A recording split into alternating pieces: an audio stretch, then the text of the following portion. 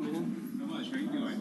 Good. This is just here for the coffee shop. No, I had a client with windows, and she's a flight attendant couldn't make it, so you guys can ask her.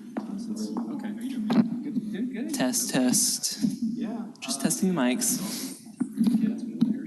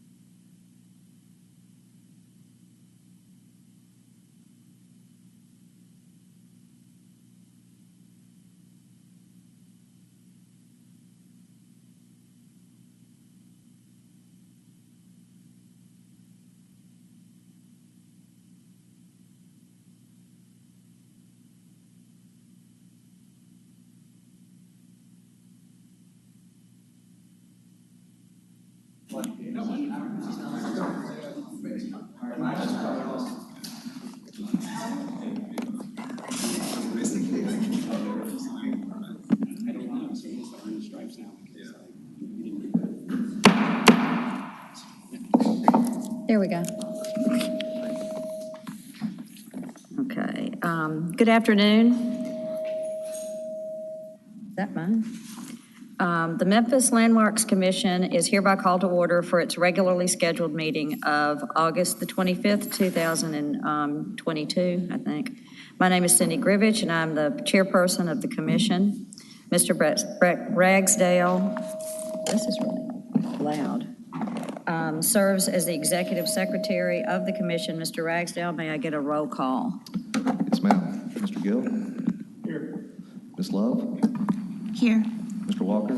Here. Mr. Warren? Here. Ms. Strong? Here. Chair Tucker? Here, thank you. The Memphis Landmarks Commission and the local historic district provisions are established to ensure preservation of structures that are of historic value to Memphis. Our function is to preserve significant resources, enhance community pride, and foster civic beauty, and ensure compatibility within designated historic districts. The Commission is authorized to review projects and determine their appropriateness based on the design review guidelines. At this time, I would like to swear the staff. Where is that coming from? Do you hear that feedback? Okay. At this time, I would like to swear the staff. In the staff, you may remain seated. Y'all ready? Do you swear to tell the truth, the whole truth, and nothing but the truth, so help you God?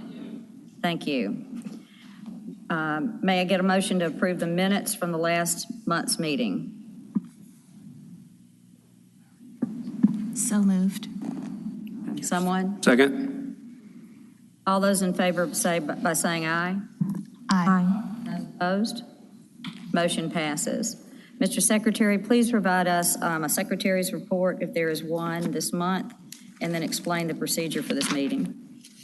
Thank you, Madam Chair. I don't have a secretary's report, so I'll just go into the procedures. The procedure for this meeting will be as follows. I will introduce each case as listed on the agenda. Copies of the agenda are found on the right podium. For each case, staff with the Division of Planning and Development will give a presentation. At the conclusion of the staff presentation, the applicant will have 5 minutes to present his or her case. After the applicant's presentation, the commission will hear first from those speakers in support of the application, then from those speakers in opposition to the application, and the speakers will have 3 minutes each. And then finally, the applicant will have 3 minutes to provide rebuttal. These times do not include time for questions from and answers to members of the commission. The chair may provide additional time, provided both sides are given an equal amount of additional time. All parties who wish to provide testimony to the commission will be sworn in by the chair. If a member of the audience wishes to provide testimony in support of or in opposition to a particular case on today's agenda, he or she will need to fill out a speaker's card for the record. Speaker's cards are available at the front podium. Once filled out, speaker's cards can be submitted to any DPD planner at the left podium. We do not need speaker's cards from the applicants since their names are already part of the record. After all parties have been heard, the commission will close the public hearing, make a motion, and then deliberate on the case. All motions by this commission will be made in the affirmative. The bylaws governing the commission require the affirmative vote of a majority of the attending members to approve an application. The commission may also vote to hold an application for a period of 1 month. Madam Chair, I submit that all cases have been filed in proper order. All applicants have been notified of this hearing, and all notice requirements have been fulfilled. Thank you. At this point, the commission will establish a consent agenda. To establish a consent agenda, the secretary will call out each eligible case. If any member of the audience or the commission objects to a case being placed on the consent agenda, he or she should do so by a show of hands when the secretary reads the case. Once the consent agenda is established, the commission will vote on all cases placed on the consent agenda as a whole and will not hold individual public hearings on each case. Mr. Secretary, which items on our agenda are eligible to be placed on the consent? Thank you, Madam Chair. Before I read that, I did want to note that items number 5 and 9 are going to be held this month, so we won't hear those. And then I will read the items eligible for consent. Item number 1, COA 2022-083, 1561 Netherwood Avenue in the Glenview Historic District. Item number 2, COA 2022-085, 363 Mulberry Street in the South Main Historic District. Item number 3, COA 2022-086, 2095 Elsie Avenue in the Cooper Young Historic District. Item number 4, COA 2022-087, 1828 Faxon Avenue in the Valentine Evergreen Historic District.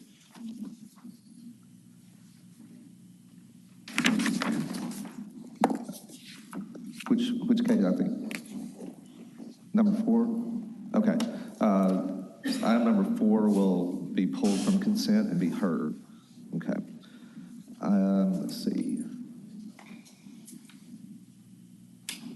Item number 8, COA 2022-095, 1763 Overton Park Avenue in the Evergreen Historic District.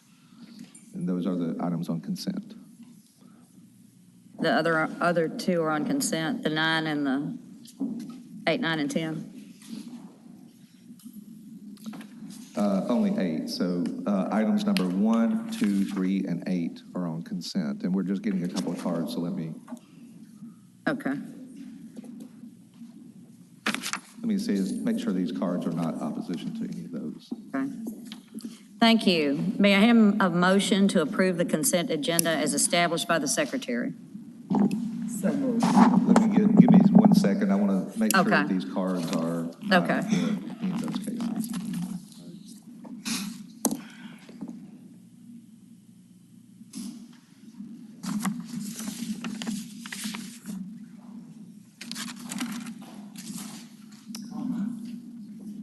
Okay, Madam Chair, have items number 1, 2, 3, and 8 that are on the consent agenda. Okay. All right, now may I have a motion to approve the consent agenda as established by the secretary? So moved. Have a second? Second. All in favor? Aye. Okay. I would like to remind I did go first. I would like to remind this commission that by voting, sorry about that, on the consent agenda, he or she affirms that he or she has read the staff report and is in full agreement with the conditions. Now may I get a roll call? Sorry about that. And item number 1 we've received a card in opposition, so that will be pulled from consent as well. So items 2, 3, and 8 are now on consent. So Okay. you want me to do a roll call for consent? Yes. Okay. And let the record show that Ms. Cox and Ms. Boyd have joined us. So. Ms. Boyd? Here. Mr. Walker? Here. This is a vote on. This is a consent agenda. vote. I apologize. Sorry. Yes, my bad. Mr. Warren? Yes. Ms. Strong? Yes. Ms. Love? Yes. Mr. Gill? Yes. Ms. Cox? Yes. Chair Tucker? Yes. Motion carries. Thank you. Now, if you are here for any of those cases just listed on the consent agenda, you have been approved. You do not need to remain at the meeting, but are welcome to stay for the remainder of the cases. Okay, thank you, Mr. Secretary. At this point, I would like to state that the minor COA applications as listed on the agenda have been reviewed and approved by the commission. The commission will now continue with the regular hearing of the major COA applications as listed on the agenda. Mr. Secretary, please call the first case. Item number 1, COA 2022-083, 1561 Netherwood Avenue in the Glenview Historic District. Okay, is the applicant present? Okay, could you come forward, please?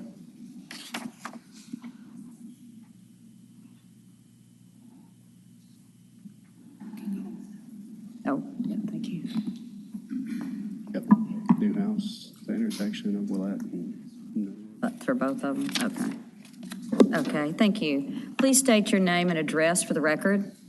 Anderson, 3212 Jean Drive, Memphis, Tennessee. Okay, thank you. Will you hold your right hand up, please? Do you swear to tell the truth, the whole truth, and nothing but the truth, so help you God? I do. Thank you. Have you had a chance to read the staff report? Yes. Do you agree with the staff report and its conditions? Yes. Okay, thank you. We have opposition to this, so we need to. Thank you, Madam Chair. Aisha Penzes, Division of Planning and Development. Item before you is the COA request to build a new 2-story single-family home in Glenview Historic District.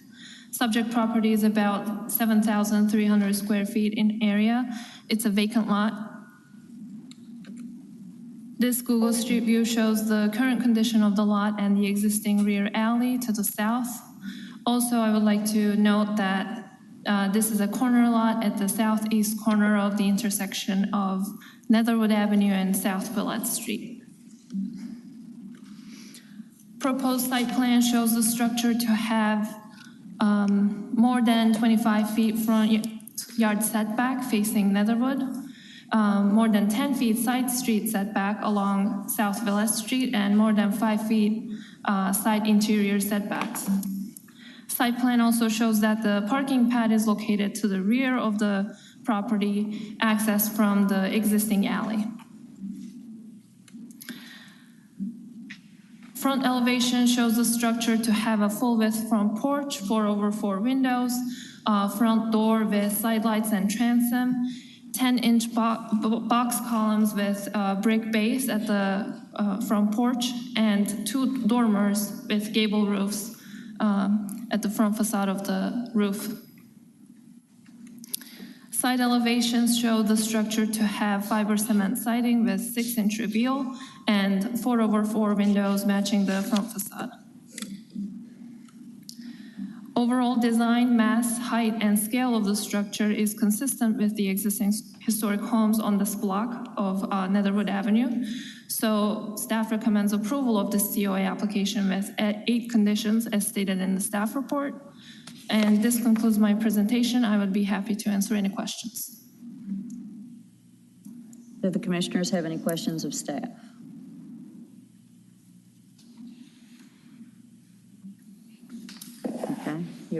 Okay, sir, did you want to have a statement of any kind? Oh, no, I'm fine. Okay, thank you. Okay, at this time, then I'd like to call the first person in opposition, and you can just take a seat right there. Okay. Okay, Ms. Earlise Taylor.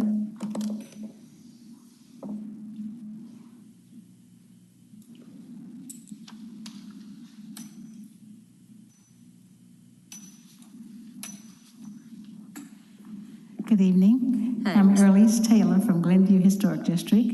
I live at 1663 Glenview Avenue, Memphis, Tennessee, 38106. Okay, Ms. Taylor. Hi. Do you raise your right hand, please? I have a little problem hearing. Oh, can you raise your right hand, please? What's this? Oh, kids walked in? Yeah. Okay, she can't hear me. Do you swear to tell the truth, the whole truth, and nothing but the truth, so help you God? Yes. Thank you. Okay, you can continue. Go ahead. I want to know what those, I don't have these glasses on, these 8 conditions that you're approving it? Is this the one where it's sitting too far out from in front of the other houses? What are these 8 conditions that you said they must, you approve it with the 8 conditions? Is that what this is saying? Yes. And the 8 conditions are? Is this your statement, Ms.? I'm sorry. The conditions are in the staff report also. But I can't see it well. Okay. So the first condition states that the front yard setback shall be in accordance with the Unified Development Code, and the applicant is actually proposing 25 feet from the front yard, the sidewalk, to the front porch of the house. Okay. Which is consistent with the Unified Development Code. The second one reads, the applicant shall be responsible for repair and replacement of all curb cuts and sidewalks along Netherwood Avenue and South Villette Street. The third condition says, exterior brick shall be of traditional size. Condition number 4, foundation walls shall be minimum 18 inches above grade. Condition number 5, porch columns shall be of appropriate materials. Condition number 6, roof overhangs, eave depths of the house shall be minimum 12 inches. And condition number 7, applicant shall submit updated plans and elevations to staff before we issue the COA. Okay, you're building these houses with no porches like all the other houses. Has our guidelines changed? Have our guidelines changed? You're building like a slab. You just want a slab and that's a porch. Is that what's going on? Well, all of the conditions are in accordance with the design guidelines that the Glenview have. Okay. I would want to ask if you all will please work with us to making sure these guidelines are being adhered to as they're supposed to be. I know we haven't been doing what we need to do as a community. So we're here and we want you to work with us, okay? Okay, well, I don't think this is related to this specific case. Sorry.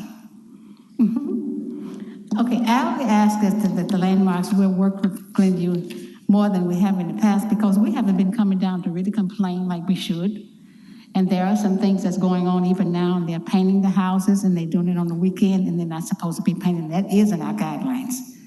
But I thank you very much. Is that it? Okay, Ms. Taylor, did you have anything here? Did you have anything specific to this one that you wanted to state, this particular case? I'm hearing this more than I'm hearing you. Madam Chair, if I may, Ms. Taylor, my name is Brett Ragsdale, and I know you and I have emailed several times, and I think, so the chair was asking if there's anything specific about this case, and I think that we understand your comments, and we're glad that you're here, and we look forward to working with you on future cases and be in touch on those. I think my main concern about this was the setback from the street. And it messes with the rhythm of the other houses that are so many feet from the street. And that's all for right now. Okay. Thank you. And thank you for coming down. And we will definitely be in touch and work with you on future cases. Okay. Thank you all very much. Thank you. Okay. The next person, Valentine Durham.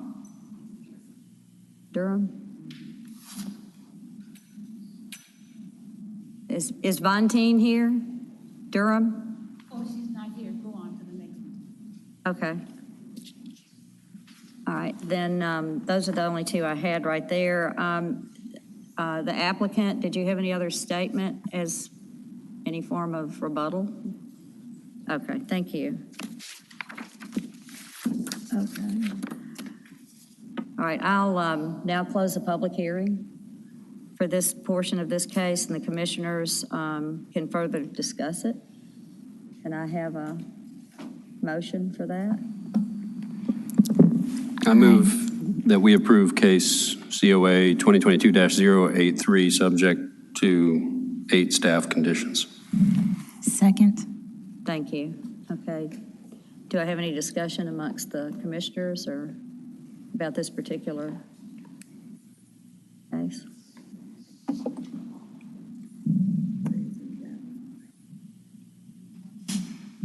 I think Okay. it's good. So I think that we can take a motion for vote now. Yes, let's do a roll call. Okay. Ms. Love?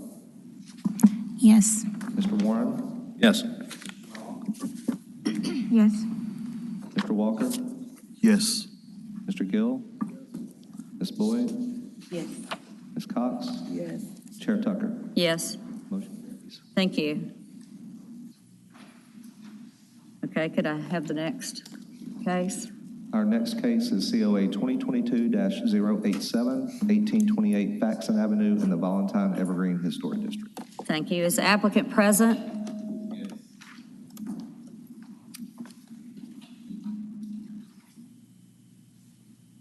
Could you?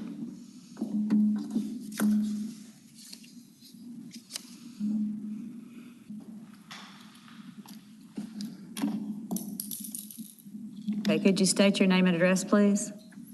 Yes, Danny Broadway. And your address? 1828 Faxon. Okay, thank you. Could you raise your right hand? Yes. Do you swear to tell the truth, the whole truth, and nothing but the truth to help you God? Yes. Okay, thank you. Have you read the staff report? Yes, I have. Are you in agreement with the conditions? Yes. Okay, thank you.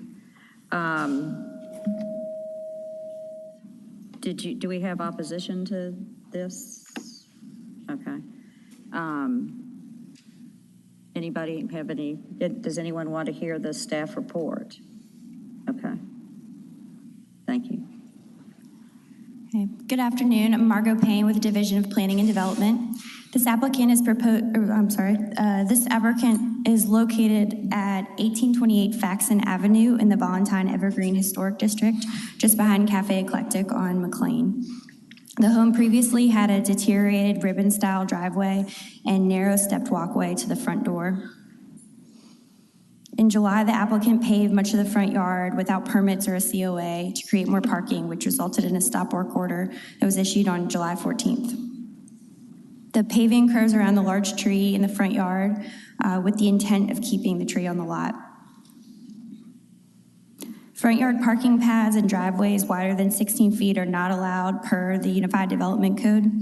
To bring the newly paved area into compliance with the UDC as well as the Valentine Evergreen Guidelines, the applicant has worked with DPD staff and the Valentine Evergreen Community Association to propose an alternative landscaping plan that would limit the location of front yard parking to the traditional driveway area and to cover much of the paving with plants and seating areas. The applicant is proposing to use the area closest to the house behind the tree, shown here as a courtyard seating area with planters. The applicant is also proposing to place a community bike rack in front of the tree, place planters along the walkway, and locate all excess parking to the rear of the lot, utilizing the alley access. While Guideline 3B2 explicitly states that excessive concreting in the front yard shall not be permitted and front yard parking pads are not compatible, the applicant is now proposing not to use the concrete as a front yard parking pad, but to cover much of the pavement with plants and seating areas. While the proposed plan does not include removing any of the unpermitted and inappropriate paving, it removes the opportunity for front yard parking, which is the intent of the guidelines. So staff recommends approval for site improvements with the following conditions. The applicant shall apply for a permit from city engineering for a curb cut of no wider than 12 feet. Parking shall only be allowed in the area extending from the permitted curb cut toward and past the east side of the front facade. No front yard parking shall be permitted at all in front of the house. The front walkway shall be delineated from the driveway with additional planters placed on either side. All newly paved areas, excluding the permitted curb cut and extension, shall be permanently landscaped or obscured with items including but not limited to bike racks, sculptures, planters, and seating areas according to the submitted site plan. I'm happy to answer any questions. Commissioners have questions for staff? How wide is the current curb cut? The curb cut is the original curb cut right now. I believe it's only 9 or 10 feet wide. It's like the historic original one that's been there. But the pavement, the newly paved area comes up to the sidewalk. Yeah, looking at that photograph, it looks like you're saying the asphalt is at a height that results in 1 or 2 inch bump. That could be misconstrued for the curb cut, but it's not technically the curb cut. Yes. You might be able to see it better here. The whole street has really low curbs. Okay. We noticed that. We did a site visit last month, and you can kind of see the curb cut over here, but it's really barely noticeable. But that is older concrete that blends into the new pavement.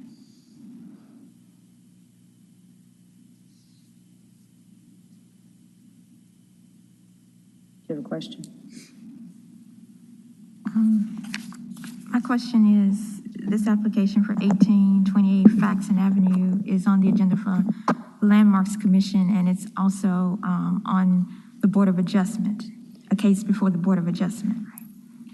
If it is approved here at Landmarks, what happens at Board of Adjustment? And if it's denied here at Landmarks, what happens at Board of Adjustment is my question. So the Board of Adjustment meeting was held yesterday, but in the interest of the applicant working with us and with the neighborhood to come up with an alternative plan, we wanted to see what Landmarks thought, because he doesn't intend to park in the front yard anymore, and that is really all the UDC speaks to. It doesn't speak to the excess pavement like the Landmarks guidelines do. So if this plan, which really limits him to the normal driveway access, he wouldn't require a variance anymore. So we've held that case with the intention of withdrawing it if we can come to a resolution here. My question is more to the applicant.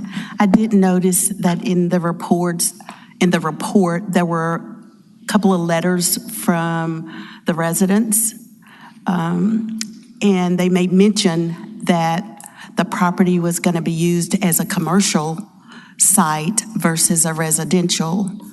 So I know there's Cafe Electric right next door. My question to you, are you going to use this as your residence, or is this going to be a commercial property? Okay, yes. In all honesty, I am an artist, and I have been practicing my work for several years, and I have another space around the corner, and I've kind of extended my life and my practice to this new space. And it is not a commercial venture. It is more of just a expanded lifestyle venture. And if that answers your question, it is really just more about the need for more space and the need to have a creative place to live and work. So it's your studio space? It's a studio residence space, yes, ma'am. I have a question for staff. Has there been any discussion with Omno, all in good intention, that you're not going to use the space as it being a parking space or anything like that for the time being, but you may not be the only one using this property after maybe you so choose to sell it or anything like that? Is there anything in place where it can be enforced? Because these planters, I don't think, are permanent necessarily in nature, so that if we find that this is being not adhered to, that there can be an additional, perhaps, amendment to it saying that, hey, we have to, remove the concrete if we so see it being used not in accordance to what we're, I guess, approving in this particular session. We could certainly add something. What do you think? We could add something to this. I'll say that I think if it's not used per its intended or what is approved here, even next, month, if the planters are installed, but, then that would force further action. So anyone in the future, and that's one good thing about if we, go this route and approve this and it does not, we don't go the variance route, that doesn't give it any legal options for parking for anyone in the future. And so the approval here with planters they would have to remain, even if a future owner purchased it. And if they did do something different, they would have to come back to this body and get approval. So we could add something, but I think there are already some safeguards in place that we would cite anyone that did something different from what is approved by this body. Okay, thank you. Are there any other questions, and did you have any other statement? Me? Yes, sir. No, I would just like to add that my intention was just to beautify something that I saw more potential in. And I've noticed that it's become a very uncomfortable situation for myself and obviously some people around me. I totally saw it as something else. I had no idea that I would end up here talking to you all today. It was just not intended to turn out this way. So that's all I wanted to add. Okay, thank you. One more question? Did you have one? I have a question for the applicant. Reading one of the public comments from a resident a block away at 1731 Faxon, his name is Robert Jorgensen. He says, the applicant, Danny Broadway, has expressed to his neighbors his plans to open an art gallery / antique store at this location, indicating that this property will not be his primary residence. Do you have any response to that, Mr. Broadway? No, I'm not sure which applicant that could have been, but just because someone says something doesn't really make it true. I've talked to several people in the neighborhood, all of which have bombarded me on my front porch for the most part, with lots of questions, lots of backlash, scrutiny, almost feeling racism. I think I may be the only black person on the block, and they are really interested in what I'm doing. So it's made me very uncomfortable. I've been keeping a very low profile. I have never been to any of my neighbors' front yards. I haven't had a chance to even meet them to say hello because this is where we are. I don't know them. They're not my friends. They ask me questions and I answer the questions, and I'm just kind of going along with my business. And here we are, so. Did you have another? So my question for the applicant, as stated in the staff report and in accordance with the Unified Development Code, we're at the point where the front yard has been excessive concreting. It has excessive concreting. It's not permitted per the Unified Development Code, and it's not permitted per the design guidelines of the neighborhood. My question to the applicant is, would you be open to removing the concrete from the front yard and returning it back to the landscaping like it was? You're already going to replace the driveway, which is what the initial issue was at first. And it looks like what you did, the project you did, which totally concreted the front yard, was beyond just repairing the driveway. I would be open to whatever restrictions that I was underneath, just to stay within the law of where I'm supposed to be.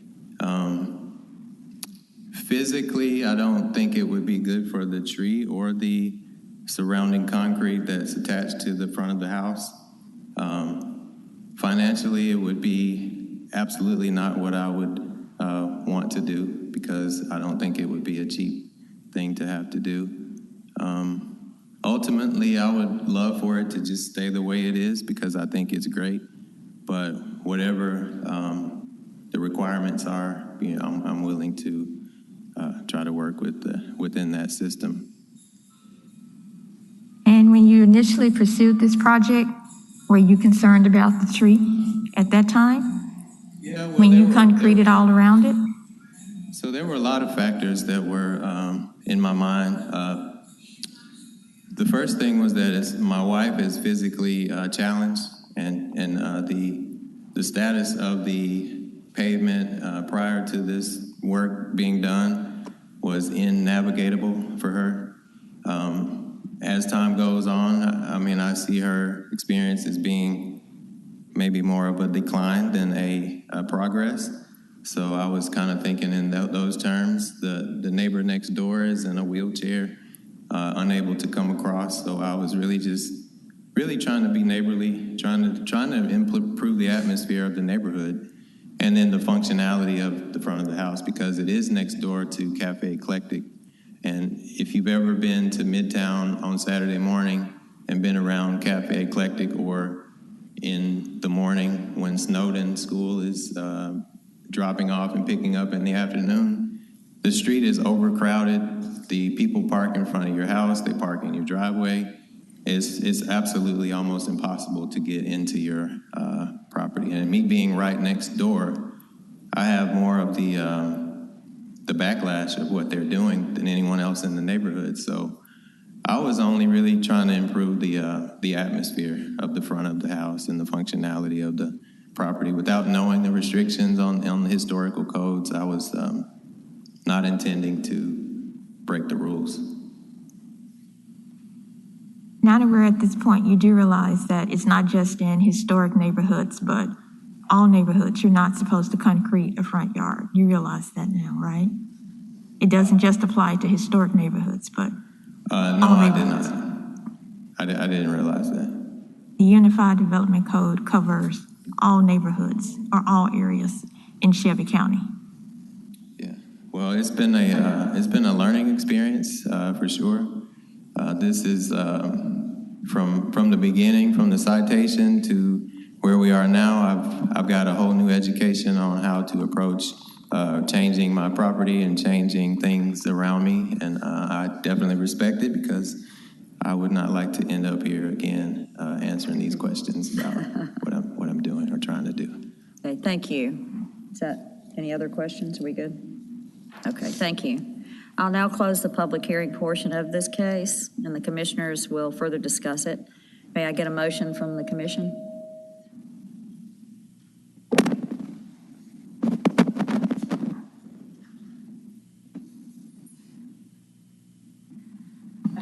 That we approve COA 087 based on the conditions from the staff. Could I have a second? A second. Okay, thank you. Discussion? Any discussion from? Yes, discussion. What would we do had this come to us as a drawing instead of a photograph? It'd be a very short discussion, right? So when somebody paints a brick house, we know that's hard to undo. And removing pavement is not easy, but it is very feasible. It can be done in an afternoon. We can't have people paving their front yard. That's my discussion. I agree with you, Commissioner Warren. If we were looking at a site plan, I think one of the things that would have stood out, not only to the staff, but commissioners, was the excessive concreting of the front yard. I think the other elements that are on the plan would have, been fine with staff, but the excessive concreting of the front yard would have been a no to begin with, and staff would have. I'm having trouble. I can't. I need you to speak up, please. I said, I agree with you, Commissioner Warren. If this had come to us as a site plan or site drawings, the first thing that staff would have mentioned, noticed, or notated, and us as fellow commissioners, would have been the excessive concreting of the front yard. Again, it is against the Unified Development Code, which is the standard for all properties in Shelby County, and it is against the design guidelines for this neighborhood, Valentine Evergreen Historic District. I think the other things in the site plan would have been fine, but the excessive concreting is simply a no. I think that the fact that this was already, like, it seems like you're adhering to the suggestions and recommendations from the VECA Evergreen Historic District Committee, and it was followed up as supported or acceptable to the midtownmemphis.org group, I guess. It seems that you've had that coordination and communication and understanding among those that would be most affected and are essentially almost the realm of regulatory oversight for these things, which does make me feel a lot better about it, and that you're willing to do what you can to make sure that's in place. I do believe that, as I mentioned a little earlier, that should this not get adhered to, that there needs to be a kind of stipulation that it goes back to the point of removing the concrete and things and putting it back to original state. But for the moment, I'm inclined to be okay with the recommendations as provided by those boards and has been agreed upon by Mr. Broadway.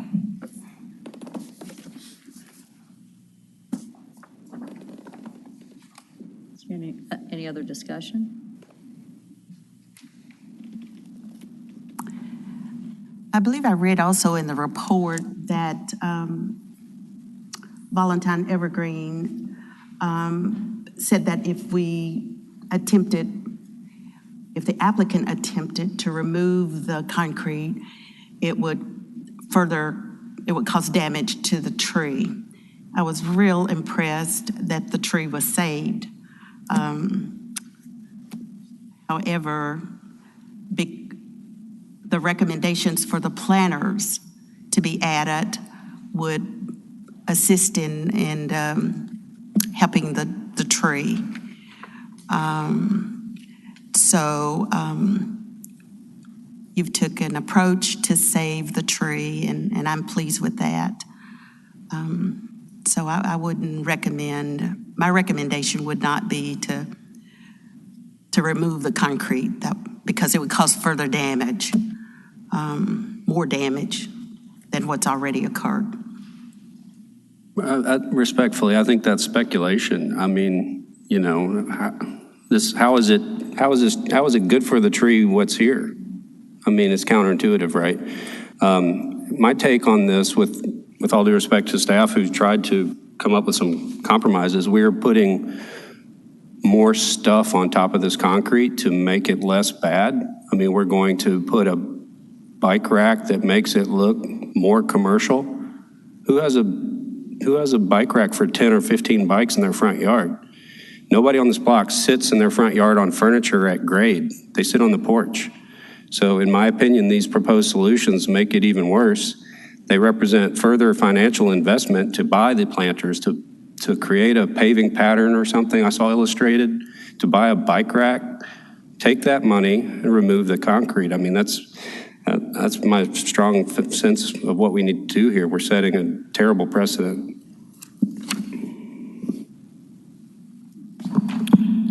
Might I add that there is a, I'm sorry. We're still discussing up here right now. Thank you. Very sorry. I was going to say, again, I agree with Commissioner Warren. I appreciate the attempt to find a solution to something that's retroactive, but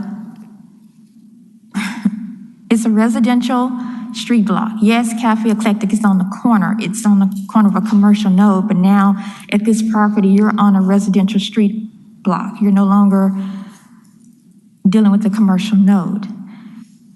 You do not find excessively concreted front yards on residential properties.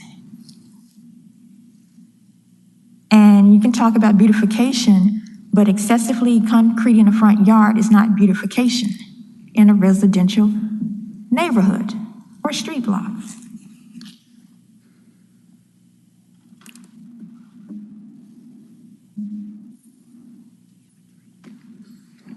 Any other further discussion?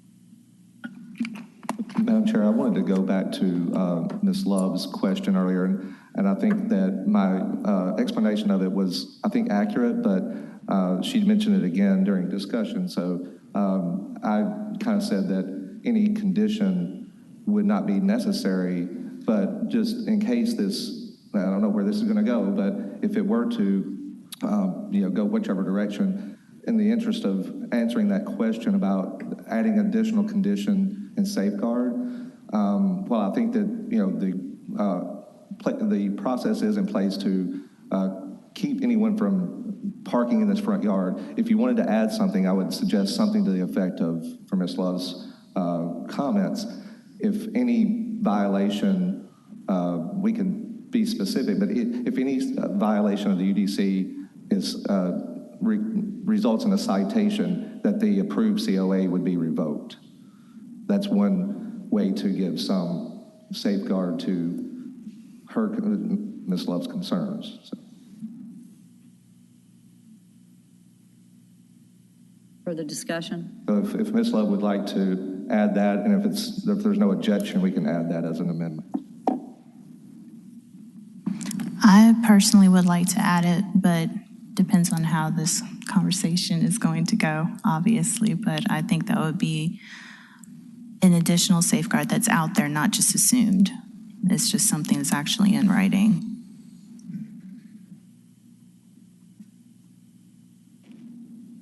Okay. We have a motion. And if there are no objections, then we can add that.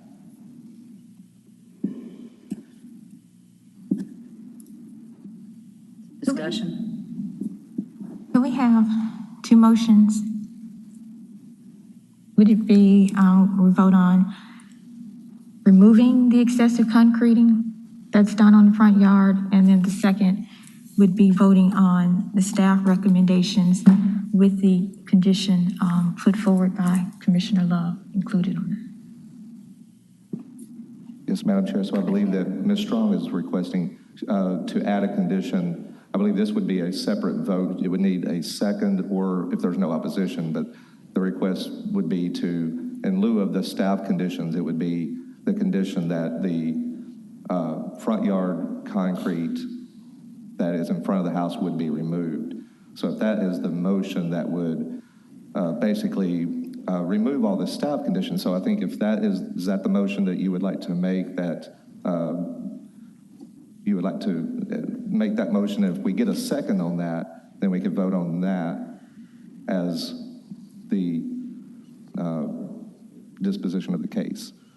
Yes, similar to what we did the last time, where the condition was put forward, we voted on that, and then if it passed or failed, depending on that, then we went with what the staff recommended, whether, it passed or failed.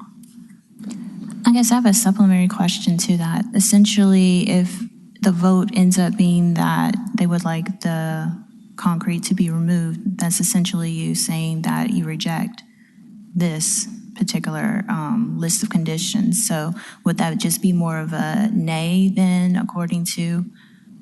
That is correct. I mean, that really essentially is just a rejection of this application. So.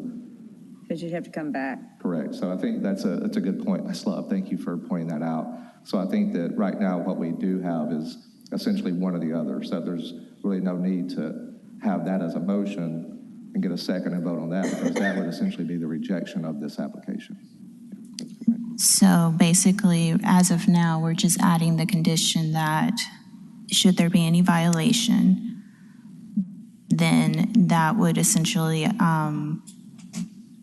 make this a null and void approval. Correct. And then anything, if that were to happen, then anything further after that would have to come reapply back for COA. in front of us. I guess I have a question, because I was thinking back to when we had the case on North Parkway, and I think it was either, I guess maybe Commissioner Norcross, where he recommended that they remove. Natasha, can't hear you. I was thinking back to the case, I guess, where, maybe last year, it was on North Parkway, and I think Commissioner Norcross put forward that the applicant should remove what they had done on the exterior. So we had 2 votes, so we voted on that motion, and then if it passed or failed, then we voted on what the staff recommended. So that's what I was asking, or thinking of, is what I was asking. Right, I think in some instances, there is kind of a space between the two that you might add a condition that you would need to get a motion and a second and add that condition. But this essentially, I think that the way that you've proposed it would essentially be rejecting this application, so there's no difference in that. I didn't want to reject the application, so I wasn't trying to reject the application with what I was asking for. Well, if the end result would be them removing the front concrete from the front of the house, that is essentially rejecting this application. So it's the same. They're the same. Then he can reapply. If it were rejected, he could either come back with a substantially different application or reapply in 6 months. However, Well, not reapply with this, but with a different, yeah. correct. Whatever. Okay, so we have a motion on the floor. Who made that? Ms. Boyd made the motion and Ms. Cox seconded, and then we added the friendly amendment to, if there is any citation issued for this property, that the COA would be revoked. So we have the current conditions plus that additional condition. The current conditions plus? Plus the additional condition that if there are any citations on the property for the front yard parking, that the COA would be revoked. Okay. So we're voting to approve with the Plus conditions. an additional condition, is that correct? Correct. Okay. I so move. So if there's no more discussion, we can have a vote. Yeah, let's vote. Okay. I'm sorry, can I ask something right quickly? Is anyone opposed to removing a portion of the concrete just around the tree up to the main control joint between the driveway and the new addition, leaving the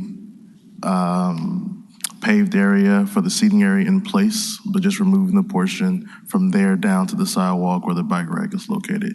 I do agree with Commissioner Warren about the bike rack. It adds more commerciality to the aesthetics of the lot.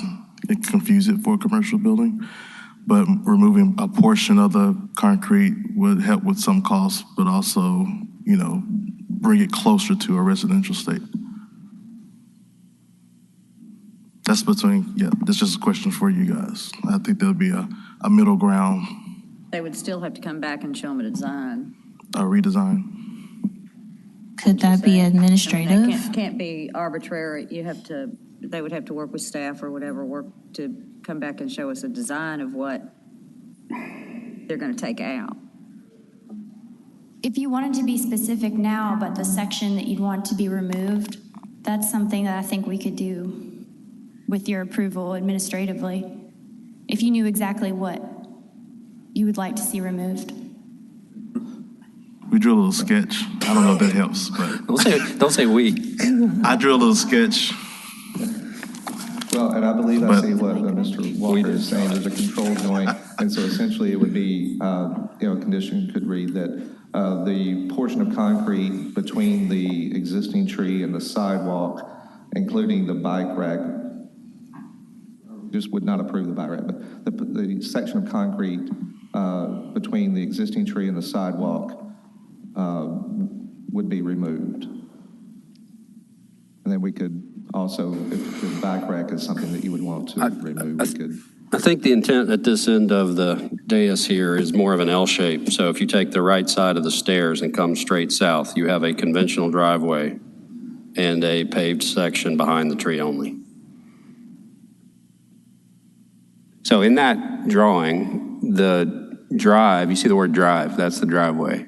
So what Commissioner Walker is proposing is literally a backwards capital L that is whatever 10 feet wide on each of its legs. Does that make sense?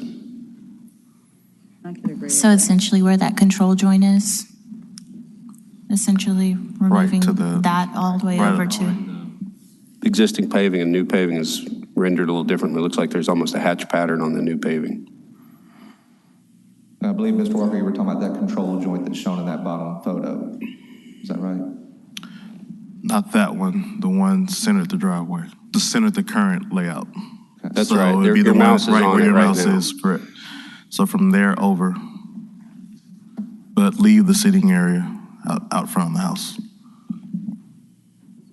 I mean, another option is to hold this case and I have serious concerns about this, right? So we have these hand-drawn sketches, which are something, they're not nothing, but we don't have cut sheets for the bike rack. I don't know what quantity or quality or, I don't have cut sheets or examples of the planters. We just have these hand sketches. I mean, we're proposing to approve something that, as I've stated, makes this, to me, feel especially commercial, and it's especially out of the boundary of what would ever be accepted.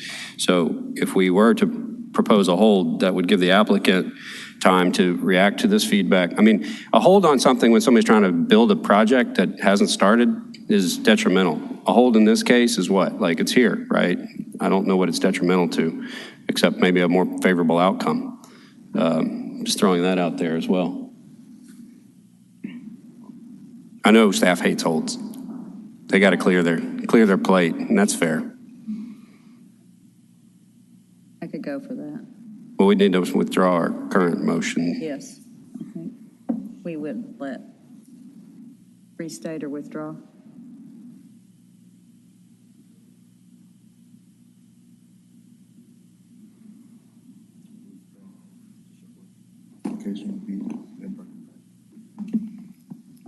Does the commissioner that proposed the motion have to withdraw it? And if they choose not to, the vote continues, or? Withdraw it and restate a new motion, or? Yes. We can, we do have a motion. With a second. On the table. However, if we vote and there's a rejection, so I think that there's a consideration for a hold. So I think that we can withdraw that motion and entertain the motion for a hold if that's the decision. Does she have to withdraw her motion? Yes. Commissioner Board withdraws her motion and have it restated. How's that? That's fine. I'll propose a motion. I'd like to propose a motion that we hold case 2022-087 and would encourage the applicant to be prepared at the next session and in the intervening weeks to work with staff and be prepared to explain to the commission what are these planters as illustrated here, how are these patterns that are decorative on the surface of the concrete proposed to be made, what are these pedestals and the wrought iron screen wall that's there. We would need drawings of those. What is the product that will be used for the bike rack, provide a cut sheet, and in what quantity. Anything essentially that's built or fabricated or constructed, we'd really appreciate more detail on. And also, I guess, consider our discussion about removing the L-shaped portion of pavement, whether you're amenable to that at all. So I move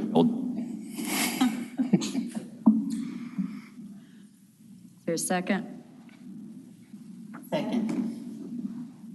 Okay, can we call for a vote? Ms. Boyd? Yes. Ms. Cox? Mr. Gill? Yes. Ms. Love? Yes. Ms. Strong? Mr. Walker? Yes. Mr. Warren? Yes. Chair Tucker? Yes. Motion carries. Thank you. Thank you. And he doesn't understand, so staff will talk to you. Mr. Broadway, Could we? Ms. Payne will give you the information we need. Item number 6 is our next case, COA 2022-092, 800 North McNeil Street in the Valentine Evergreen Historic District. Okay, is the applicant present? Present. Could you come forward, please?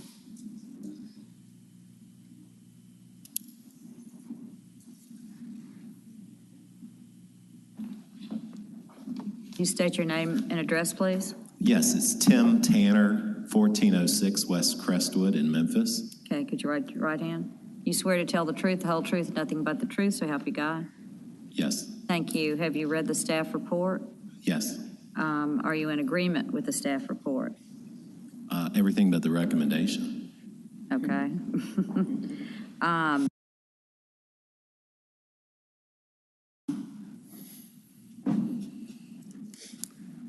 We need to. Thank you, Madam Chair. Item before you is the COA request to paint an unpainted brick exterior of a structure in Valentine Evergreen Historic District. This street view shows the original condition of the structure from January of this year. And here are some photos provided by the applicant showing the exterior brick in detail. And more photos were included in the staff report, pages 15 through 27. Valentine Evergreen design guidelines prohibit painting of original unpainted masonry exteriors or use of sealants and waterproof coatings, and recommends repair methods such as tuck pointing with appropriate mortar and gentle cleaning methods to maintain masonry exteriors. So based on the design guidelines, the staff recommends rejection of this application. However, if approved, we recommend 4 conditions for the commission to consider. This concludes my presentation. I would be happy to answer any questions. Does staff have questions? Commissioners have questions of staff? When you all reviewed the actual home in its current condition, did you see a lot of patchwork or anything like that that might actually lend itself to being something that would be considered as a... Yes, the photos that the applicant provided actually shows somewhat of patchwork of repair that is not done very well in the past. So we believe that those could be fixed as well, but the applicant is proposing to paint the exterior brick. So if approved, our recommendation was to have the exterior brick to be cleaned in accordance with the design guidelines and repaired where necessary, again, in accordance with the design guidelines. Could you go back to the pictures of the house?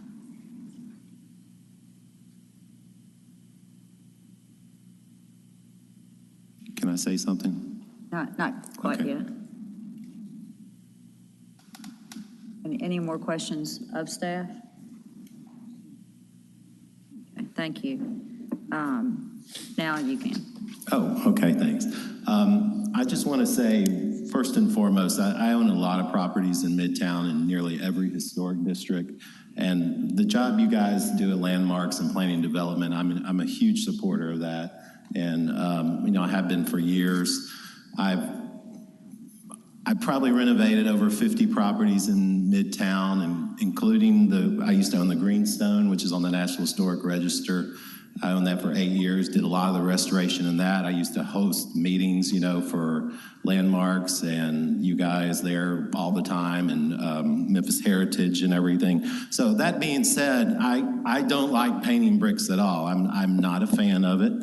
A lot of my properties are used as examples by a lot of the organizations as the way Midtown homes and buildings should be restored. So I totally hate painting bricks.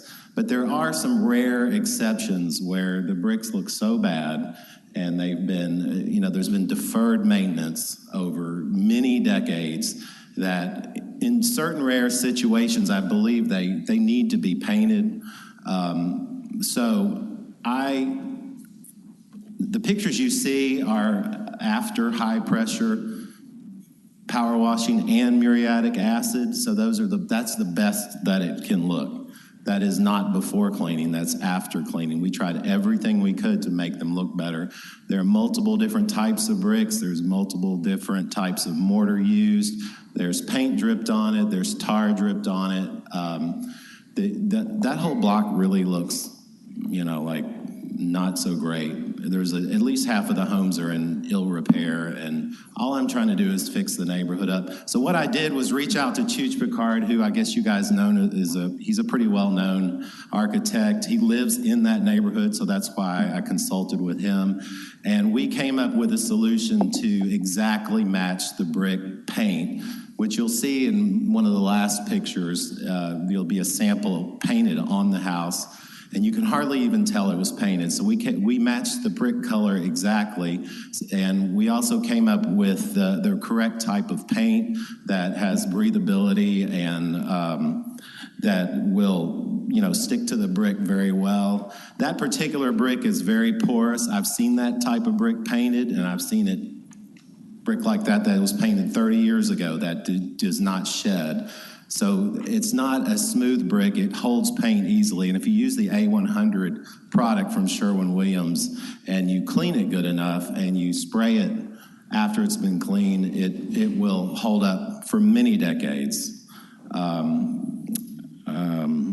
I don't know what else to say. I'm a realtor of over 25 years. I'm also a designer of at least 20 years. I have a design business, and I concentrate selling in Midtown and downtown. I've reached out to all the top realtors in town, and they've all agreed that brick will affect the sellability and property value if it's left in its current condition. That's pretty much all I have to say. Okay, thank you. Commissioners have questions of the applicant? Yes. So was brick, it's apparent from the photographs that tuck pointing was performed. What was the time frame for that? What? Excuse me? I'm sorry. It's apparent from the photographs that tuck pointing was performed on the house, and what was the time frame? When did that occur? That's been done over the decades. Okay, you didn't do that.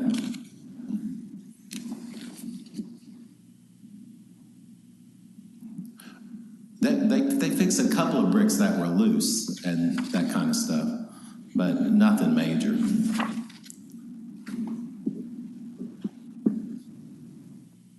Other questions of the applicant?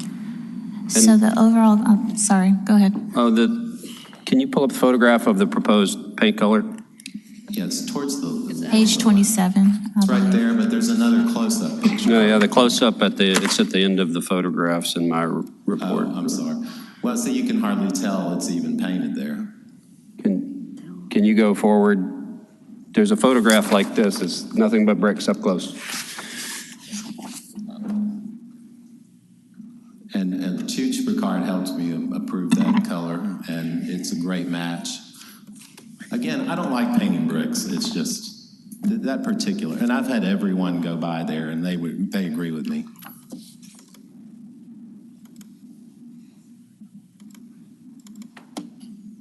Thank you, Aisha. I think it is relevant to see this detailed photograph of the proposed paint.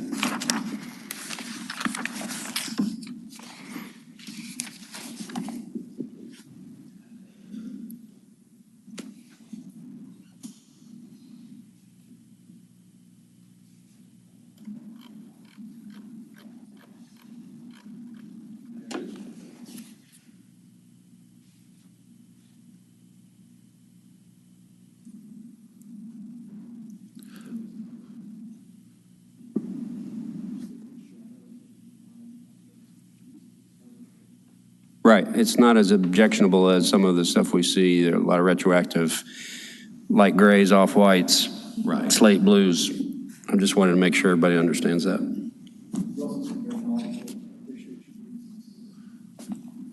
Well, again, I'm a Midtown person. person and is very much in support of everything, you guys do.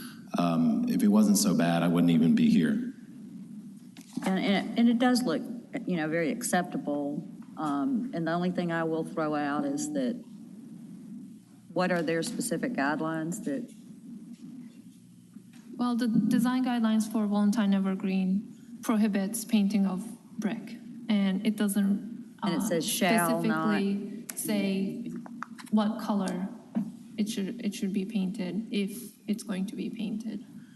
So. And it's not shall or will, or, it's, it says shall not be painted. Okay.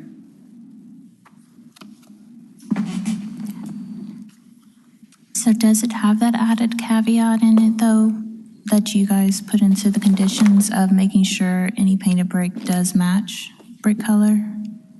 Or is that in another? Well, I didn't add that condition because the design guidelines didn't specify the brick color. But did it mention that if it was a brick color? No? Okay. What did you say? Okay, no.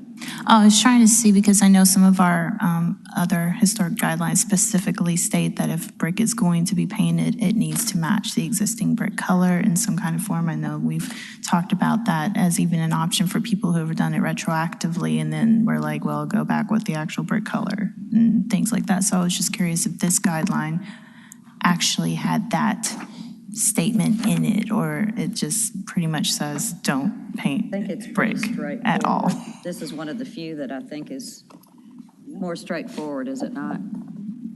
Yes. Okay. Do you have any other questions? Okay, I have, you sit down for just. Okay, I have speaker in opposition, Stephanie Walker. Good afternoon. Hey, could you state your name and address, please? Stephanie Walker, 850 North McNeil Street, Memphis. Okay, could you raise your right hand? You swear to tell the truth, the whole truth, nothing but the truth, so help you God. I do. Okay, thank you. Okay. You have 3 minutes. Thank you. One of the reasons I'm here, not in total opposal of what is going on with the brick here, but the note that Mr. Tanner attached here, I think we spoke to him, several neighbors that have been there over 30, 40 years, don't agree that 50% of the homes are in this condition, or that he is some Superman coming to do us some justice. We told him initially about the recent historic findings, and he said he knew all about them. He's done many houses. I told him that was more recent, maybe in December or so, since this has changed. If you show the pictures again of the home, most of this was done by some contractors since he has bought the house. Like a lot of these homes, a lot of the residents are aging out, going to nursing homes and all, and having to give up their homes. So it's not a matter of people abandoning their homes. But for certain, this house was not like this when he started.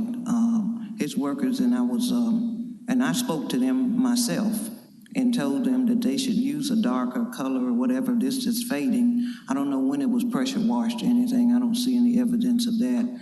But for certain, I don't think we're being genuine in the renderings here. I thought you had a picture of this before this purchase. I think it was just some months ago of what the house looked like before that. Did you have that picture? That's a before picture. No. Hard to see that. That was before they started working on it, doing some of the tuck points. Even that at the chimney that you saw the picture of. And the colors, if you would zoom in on them, you'll see that they're probably not even set good as far as the duration of time for setting, so that you could see that they are not old renditions of the tuck points. But that was my only, I looked to this commission to continue its work and findings and support anything that the justification here that he single-handedly did things in the community and he knows about the historic value, but still, I guess he doesn't know about the new designation in December, or that there was a mandate that you get this permit or whatever this is called before you get started. And I appreciate all of your help. Thank you. Could you wait 1 second? Did anyone have questions? We appreciate you. How long have you lived there? Thank you. How long have you lived there? My parents have lived there since 1968, and 20 years ago, I bought another house on the other end. Well, we appreciate you. Thank you very much. Thank you. You have, the applicant has a time for rebuttal. 3 minutes. I was going to say, I didn't exactly know there was a mandate to get a COA for the brick, but I read an article in Central Gardens when there was a big stink over one of those homes on Belvedere, and it said that somewhere it said that you could paint the brick in the brick color, which is, I just thought that was okay. So, but now I've learned my lesson on that. So but you've done a lot of homes. Yeah, but I don't paint them. Okay. The only time I would ever paint is when it was already painted and it's like peeling off and everything. But as a rule, I never paint the brick, and I don't like painting the bricks. I think there's a very rare circumstance where it's necessary. Did y'all have any more questions? So, from what I understand, you basically didn't know that there was a whole new set of guidelines for Valentine Evergreen districts for you to be able to look at. I did know in recent events, yes. But I did read the article about Central Gardens. I thought you could paint it in the brick color. There was some article from like December or last year or somewhere, but that was Central Gardens. I'm like, Central Gardens versus Valentine Evergreen, but yeah. But article versus guideline. Years, so that's why I haven't paid attention to But it. each historic district has their own guidelines. Oh, okay, I didn't know that. Central Gardens has a specific guidelines that they have written. Oh, okay. I thought it was all under landmarks. The downtown people do, Becca does. Right. Everyone has their specific guidelines. Got it. And there is not one for everyone. Yes, ma'am. And that's what we're here to do, is uphold every single area's guidelines. Yes, ma'am. Okay. Mm-hmm. Did y'all have any other?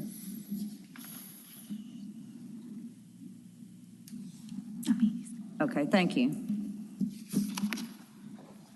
Okay, at this time, I'm going to close the public hearing portion of this case so the commissioners can further discuss it. May I please get a motion?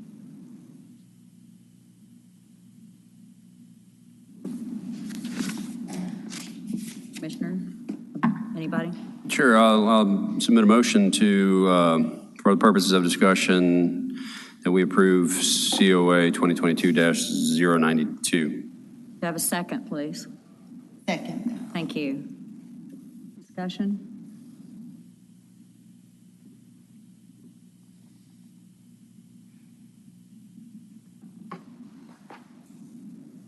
I mean, mostly the thing that I have to say is that, again, exactly what I said before, it does look nice. I mean, they've gone through great efforts to blend it in and make it work, and it doesn't look like it's just, a color that's slapped on to a brick that doesn't exist in the world, but it's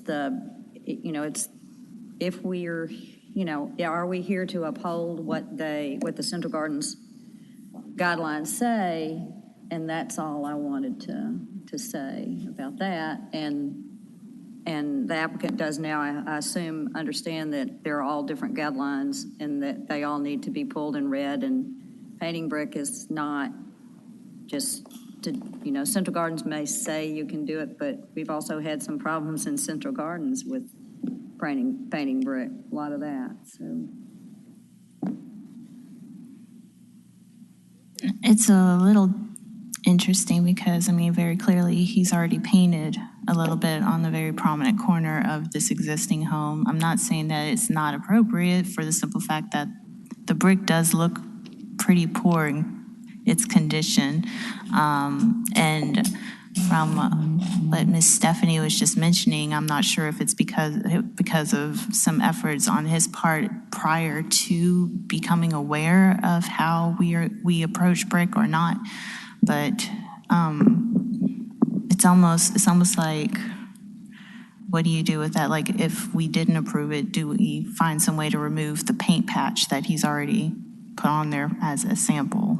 I mean, that's just throwing out there for thoughts that are running through my brain right now. That the brick has been painted again? Not much. Doesn't look like a lot. So, Yeah, it it's like a patch in the corner, that's about it.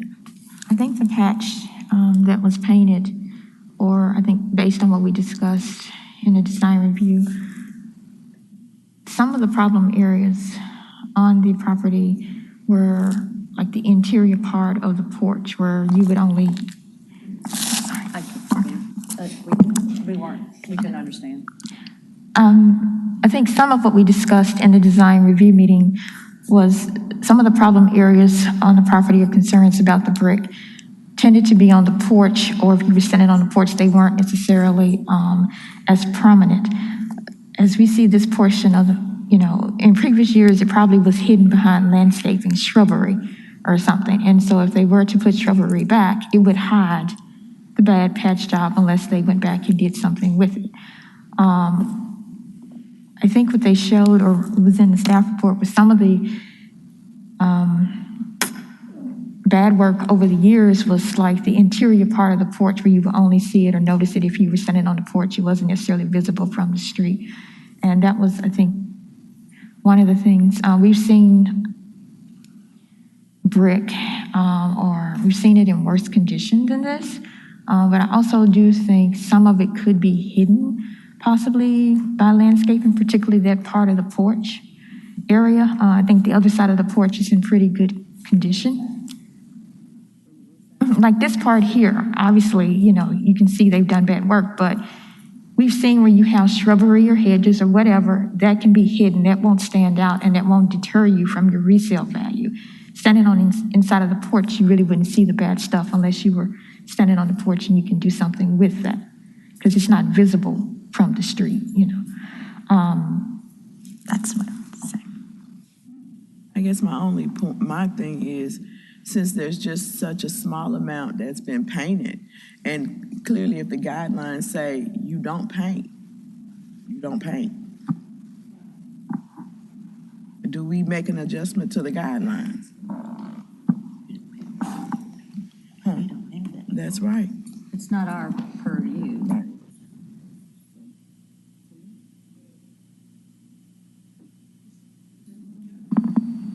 I mean, there's always adjustments to the rules. There's always something that's on a case-by-case basis. Can you hear me? Can you hear me? Better, yeah. So there's always a case-by-case consideration for it. I can see how there has been other patchworks of the brick, actual brick happening throughout it.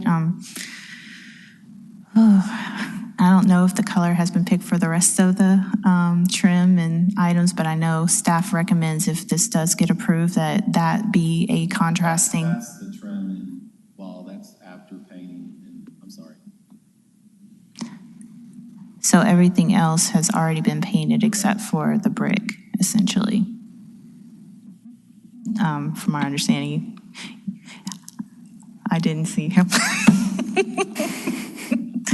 All right, so I'm both ways. I can see the benefit of that brick.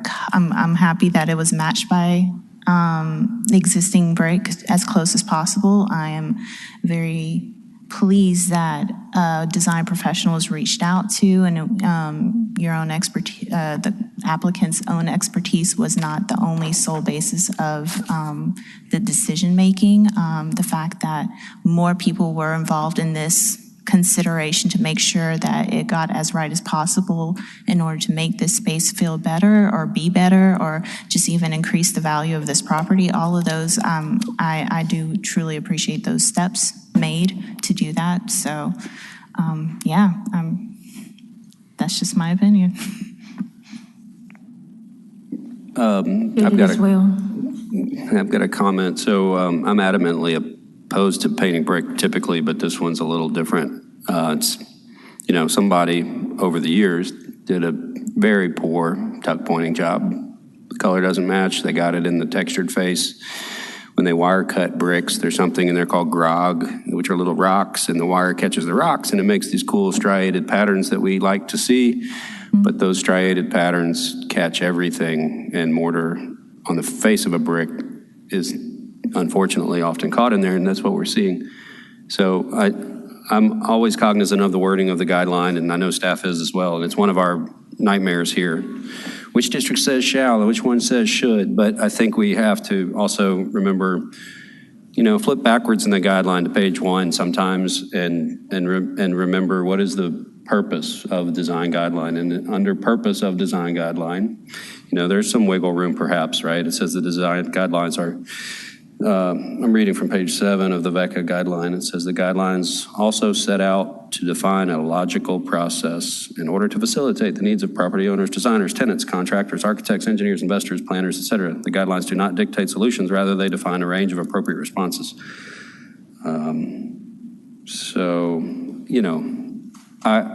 I think there's been a lot of sensitivity given to this. I think that there are some egregious poor repairs done apparently by others. And so I guess I'm saying that I would be in favor of allowing this. I think with some conditions, I'd probably pull back my motion and put a new one out there to codify that we're not going to paint this color, that must be this proposed color, actually, number 1, and not paint the window sills and porch caps. So it was my 2 cents.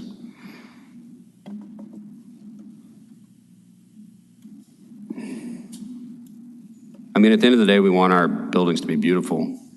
And I guess some diehard folks would say it's more beautiful with its imperfections, but I think 9 out of 10 would probably prefer it after the paint. And you can say that to a certain extent, because I live in a very old building, right. And there's different times things have been tuck pointed, and they tend to age at some point and match.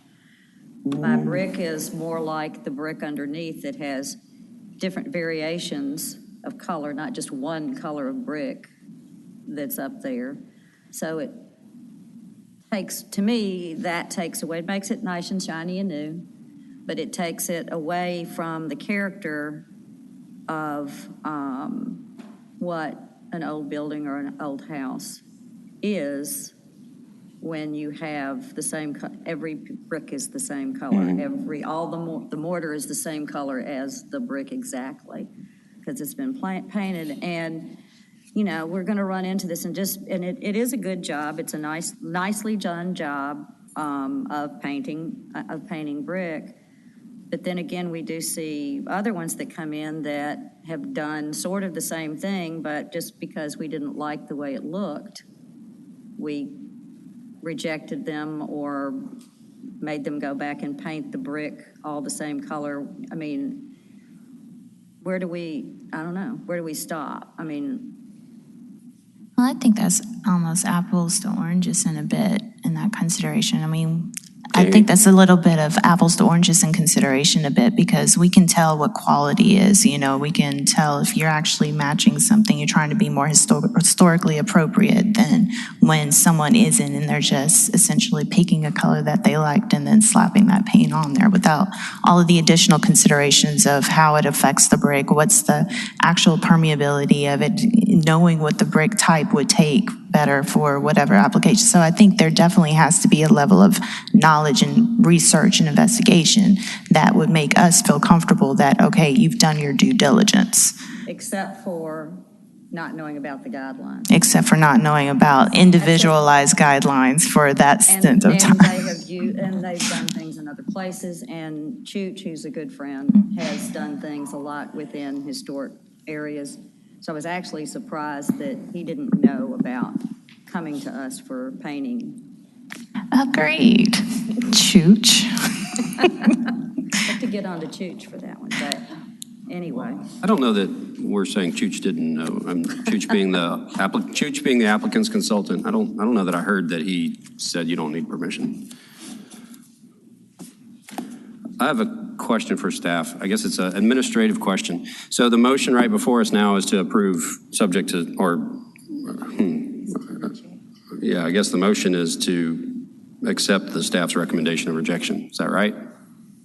That's correct. And I was going to mention that your motion did not include staff's conditions. I guess here's a question. If the motion is purely, hey, we're going to vote right here what it says, what's straight out of the gate, what staff said, and that passes, or in this case, we vote to reject, does that close the case, or can there be a subsequent motion to propose something else? If it is rejected, then someone on the prevailing side could request to reconsider. Yeah. And then you could open it back up for discussion. I guess here's my question. If we're taking a vote to allow painting and the vote fails and we say no painting, well, never mind. I've backed myself into a corner here.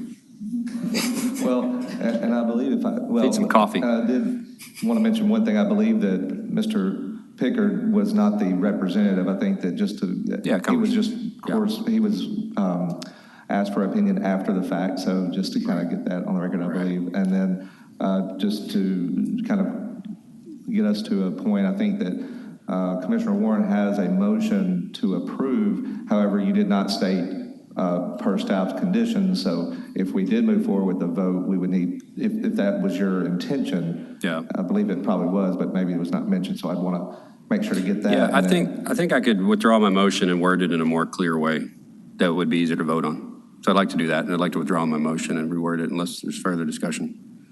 Okay, and you can amend your motion, and if there's no objection. I'd like to just withdraw the motion and put it out there again, hopefully to get a second. And that would be, well, I'm not even going to read this. That's just confusing me.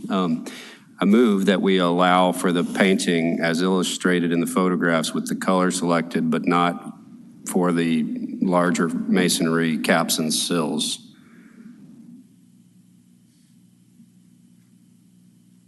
So basically with the conditions that I recommend. Number 3. I guess I'm confused by rejection. The word recommendation is rejection.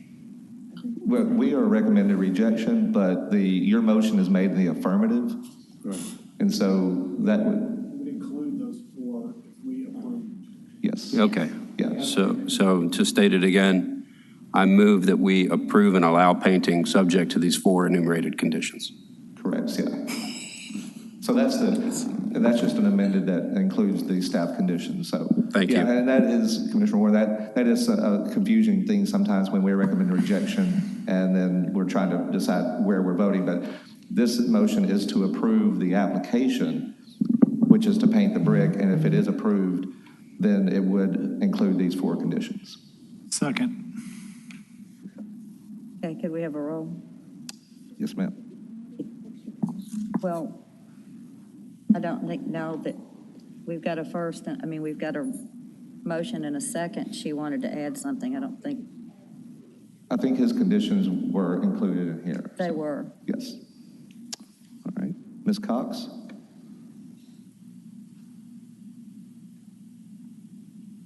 Yeah. Ms. Boyd? No. Gill? Yes. Ms. Love? Yes. Mr. Warren? Yes. Mr. Walker? Yes. Ms. Strong? No. Chair Tucker? No. We have 5 ayes, 3 noes. Motion carries. Thank you.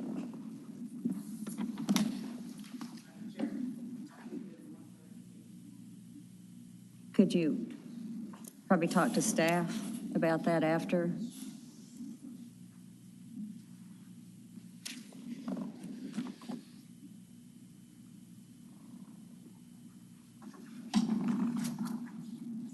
Call the next case. Yes, ma'am. Our next case is item number 7, COA 2022-093, 1698 Poplar Avenue in the Evergreen Historic District. Okay, is the applicant here? Could you come forward, please?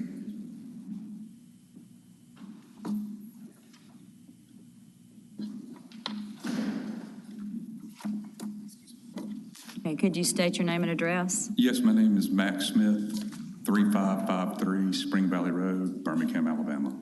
Okay, could you raise your right hand? Are there two Yes, of I've got y'all? my civil engineer with me as well, the designer.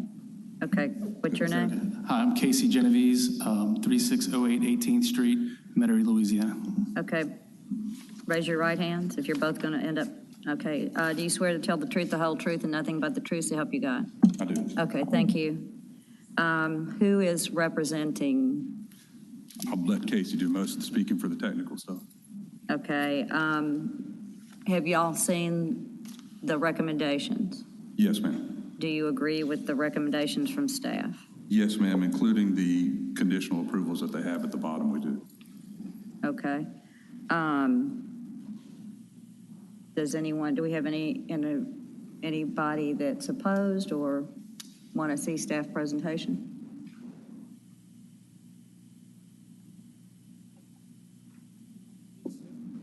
You do want to see the presentation? Okay. Okay.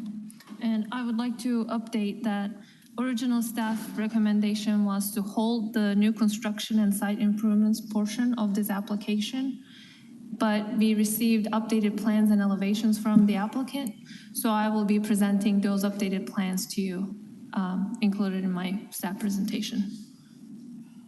And Ms. Penzis, can I just clarify? So is your recommendation now to approve the demolition and the new construction? Yes. Okay. It's the new staff recommendation is approval for demolition and new construction and site improvements subject to staff conditions. Okay, thank you. All right. Item before you is a COA request for demolition of an existing commercial structure and new construction of a drive-through coffee shop in Evergreen Historic District. Subject property is 1698 Poplar Avenue, also known as CK's Coffee Shop, on the north side of Poplar Avenue between North Belvedere Boulevard and North Evergreen Street. Existing one-story structure, which is shown in this Google Street View, is to be demolished, and a new one-story structure with drive-through is to be built.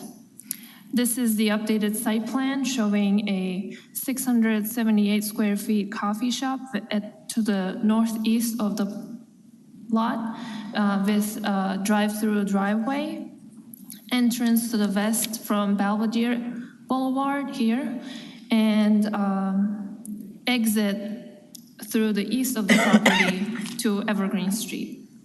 Site plan also shows 4 parking spaces, bicycle racks, and outdoor seating area. Proposed front elevation, this is facing Poplar Avenue, showing the brick and hardy board siding exterior and the flat roof that slopes towards the back of the structure, and the height of the structure is noted as 19 feet tall. Side elevations show brick and hardy siding exterior, and again, flat roof slope towards the back. There's a drive-through service window on the right facade facing North Evergreen Street, and the walk-up service window on the left facade of the structure facing North Belvedere Boulevard. And this is the rear facade showing, again, the brick exterior with hardy board trim details. I also would like to note that all 4 elevations include various attached signs and window openings. The applicant provided these updated elevations and site plan, which were electronically delivered to the commission and the neighborhood representatives. These updates were done based on the discussions we had during the design review meeting and comments received from Evergreen Historic District Association. These updates included exterior material change, pedestrian access to the coffee shop, signage, landscaping, site lighting, access and circulation. So based on the updated plans, we recommend approval of the COA request with 5 conditions. And this concludes my staff presentation. I would be happy to answer any questions. You have questions for staff? The conditions, you said they were revised? And Yes. So my original conditions were 7 of them, but based on the updated plans, I striked out condition number 1 I see it. and number 4, I see it, yeah. which related to exterior materials and pedestrian access to the site.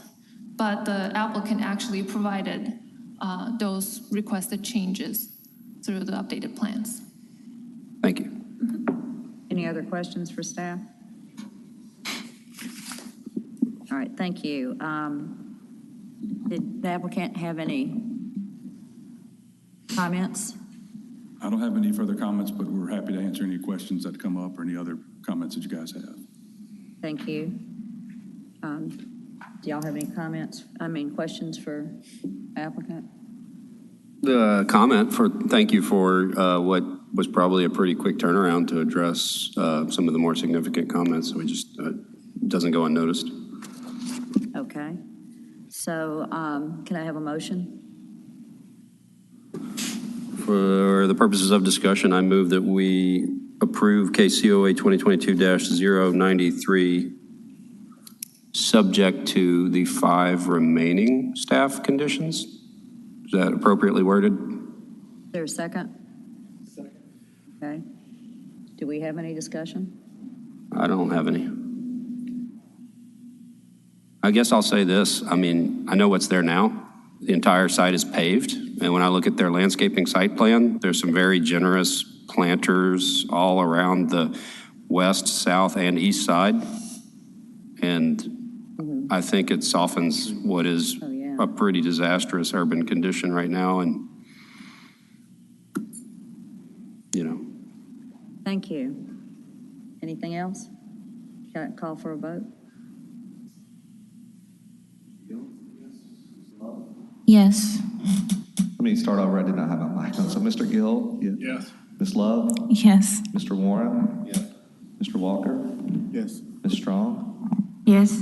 Ms. Cox? Yes. Ms. Boyd? Yes. Chair Tucker? Yes. Motion carries. Thank you. Thank you, guys. Okay, could you call the next case? Madam Chair, our last case is item number 10, COA 2022-097, 1691 Glenview Avenue in the Glenview Historic District. 99, bro. Okay, is the applicant present?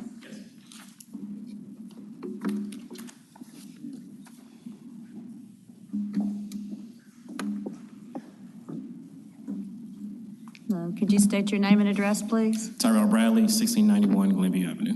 Would you raise your right hand? You swear to tell the truth, the whole truth, and nothing but the truth, so help you God? Yes. Okay, thank you. Have you read the staff report? Yes. Are you in agreement with? No. Okay. We need to see the staff report, please. Sure. Good afternoon, Margot Payne. This property is located at 1691 Glenview Avenue in the Glenview Historic District. It's a Tudor-style home that originally had 6/1 double-hung wood windows on the side elevations and multi-diamond over 1 double-hung wood windows on the front facade. Here's some photos of the original windows provided by the applicant. Here's some interior views. Work was started without permits or a COA, resulting in a stop work order that was issued on July 13. Some of the windows were replaced with 6/6 single-hung vinyl windows that match the original opening sizes and locations, but have inappropriate in-between glass muntins that do not match the original grid pattern. The Glenview guidelines allow high-quality vinyl windows, but the replacements must have substantial dimensions and 3-dimensional muntins and should match the original grid pattern, which these don't. However, no original openings were removed, relocated, or altered, and no additional openings were added, which is also required by the guidelines.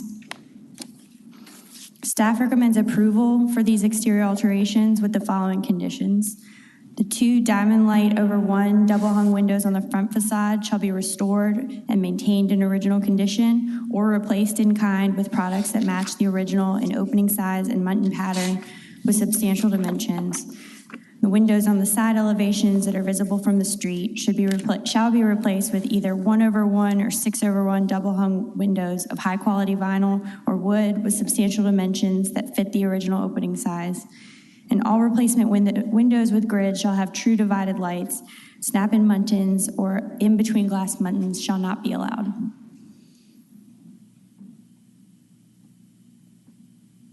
Let me know if you have any other questions. Any questions of staff? Property already painted? Was the property already painted? Yes. Before, yeah, not, did you paint the property? No, yeah, I purchased it that way. Yeah, I was already painted. Yeah, just the windows are in question here. That's the only work that's been done. That's just from Okay, thank you. yeah, me too. I was wondering this. Okay. Does anybody have any other questions for staff? So the window on the right here has been replaced? Yes. It was a diamond grid, right? Yes. And the windows on the sides have been replaced? Yes. But the windows on the sides don't fit the opening? Have they not been replaced? No. Okay. Is that the only window that's been replaced? Just in the front? Okay. So only one window has been replaced to date, the one on the right side? I'm sorry, only one window has been replaced to date? Correct, on the right side. Thank you. Other questions for staff? So is there a stop order? Yes. And the guidelines state that the windows have to have divided lights and not snap-ons, correct? Yes. Okay, or in between buttons, okay. Yes, the Glenview are one of the more strict districts that they actually require wood windows as originally written, but we've been allowing high-quality vinyl replacements because they're more affordable and more accessible.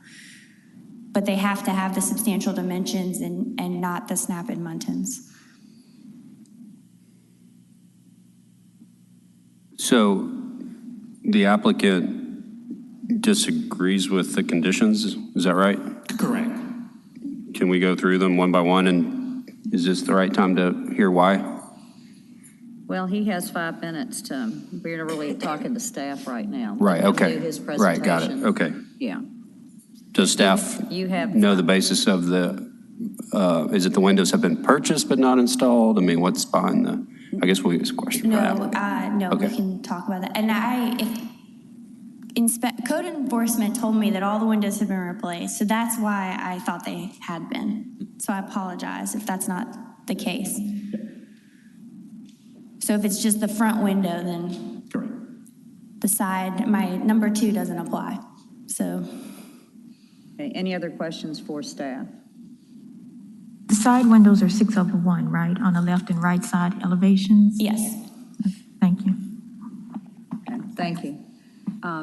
You have 5 minutes just to state your case or talk. So the reason why I'm rejecting this or do not agree with this is because it's been found pretty difficult to find those same windows with the diamond pattern. And then the existing windows they're also rotted as well, so I cannot really repair them in a sense. That's really my only reason why I cannot agree with condition number 1. Okay, and that's your only, that's your only disagreement? Correct. Okay. I mean, and the window that I have, the grid is in the middle of the window as well, which I cannot find the windows that doesn't have that. I'm open to doing just, well, that's the condition number 2 is for the 1-on-1. So I really just want to use the same windows that I already have in, which has the grid in the middle of the window. Okay.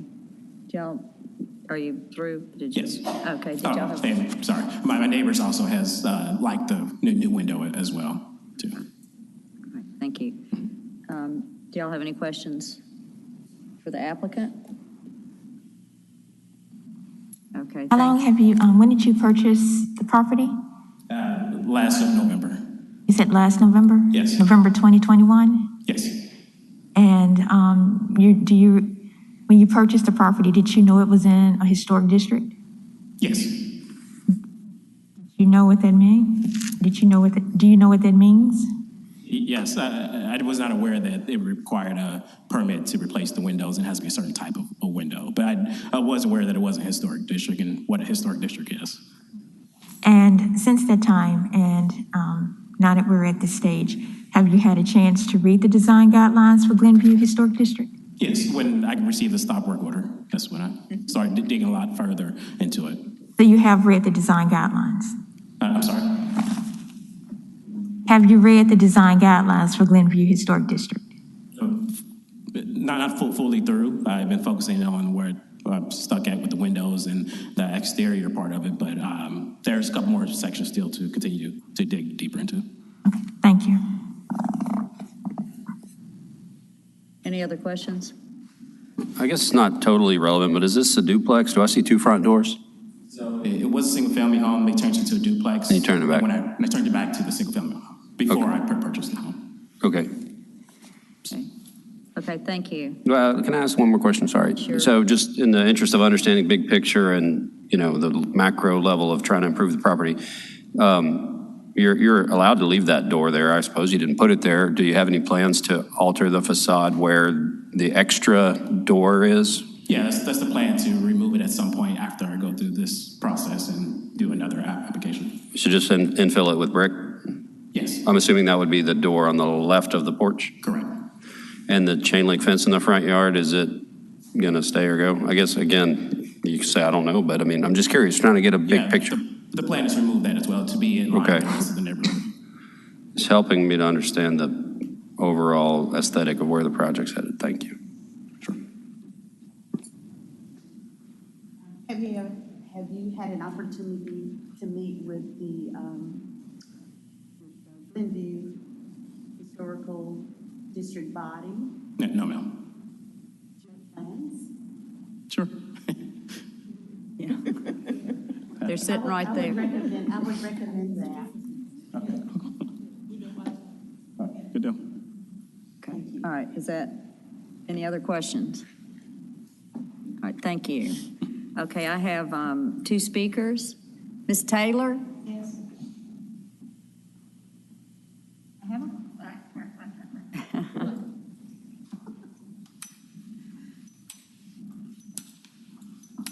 Hi, neighbor, I didn't know you. And just, Okay. if you wouldn't. My question is, since it was a stop order, right? There's one window done, is that right? Yes. Are you gonna do any more? Yes. So whatever's visible from the street, I just wondering if it's just gonna leave one, because that one needs to be fixed. It looked like the one that's up there looks like the right kind, But I was wondering if all of the windows that's visible from the street are going to be matching where you can see. You just go ahead and ask him. Okay.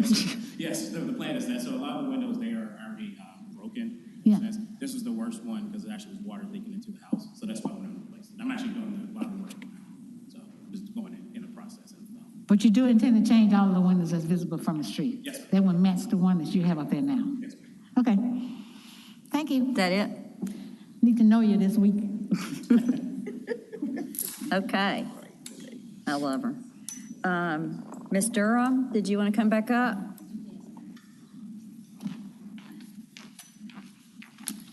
Hey, good afternoon, everyone. How y'all doing? Well, that's another Durham. Is that I guess mine is more of a statement. That's not. Madam Chair, yeah, do we have your name Yes, my name is Valentina Durham.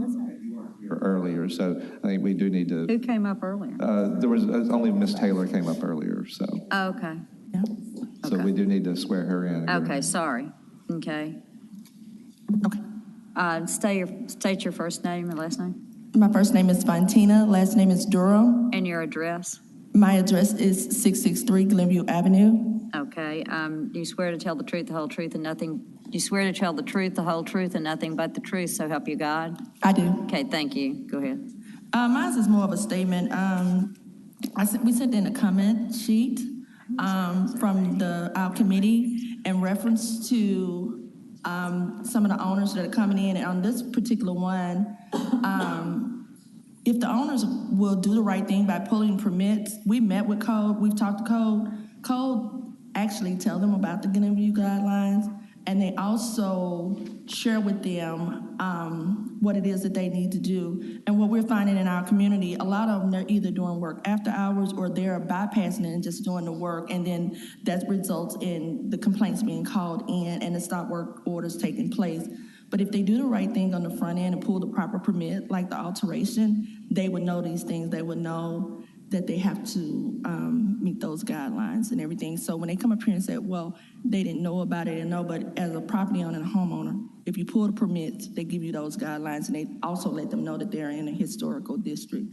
So we're willing to work. Our information is out there, and like I said, we get to meet this young man, and if you don't know anything, please get with the neighbors. We're very active, and we're willing to help you.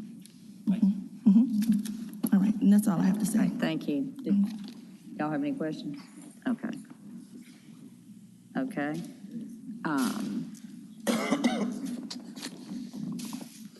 Did you want to say anything else, sir?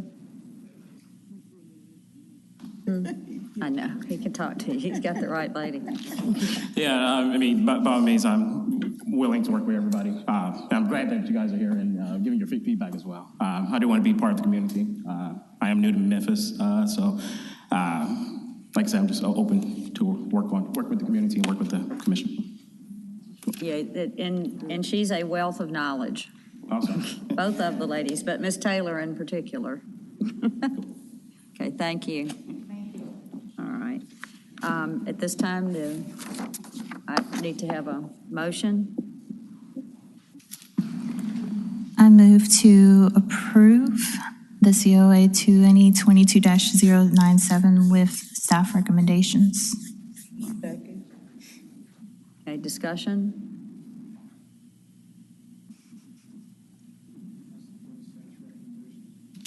Okay, so can we have a vote? Well, I'm not sure it's feasible if one of the windows is missing. It can't be restored, and if they're not, I mean, it is potentially an unreasonable burden to try to buy a custom diagrid window that, you know, might cost $5,000. I'm not sure. I think What are the windows on the side? is to buy a new diagrid window, right? For the front On the facade. side are 6/1, just the two on the front are the diamond over one. Right. I had some cases, this is August. So I think last year, around November, December, we had some cases come through. I know one particular house was replacing a diamond grid on the front as well. So maybe the applicant can get with staff and they can, if the applicant is having a hard time finding diamond grid windows, they can maybe refer them to the entity or company that applicant used. I mean, I guess it's a valid motion. We can vote on it. And if the applicant wants to deviate from it, they come back and apply again for 6/1s and show us the receipts or costs and say, hey, this is, you know, $5,000 or whatever. It's like, I mean, we have to be sensitive to that. And I am curious about the Glenview. I mean, it sounds like it has some of the most, and perhaps unintentionally, some of the most draconian window requirements, like simulated divided lights are not allowed. Is that correct? When we take that into account, that it's really hard for a lot of people to afford a perfect match wood window. It's impossible. So I'll raise you. It's that's like, why we allow the high quality vinyl that has simulated divided lights. right. And I guess what I'm saying is, I'm just, as a side note, if we have folks from the neighborhood here, these things are mutable and amendable. Like, I would get with staff and try to rewrite that. You may be inadvertently putting some very expensive restrictions on folks.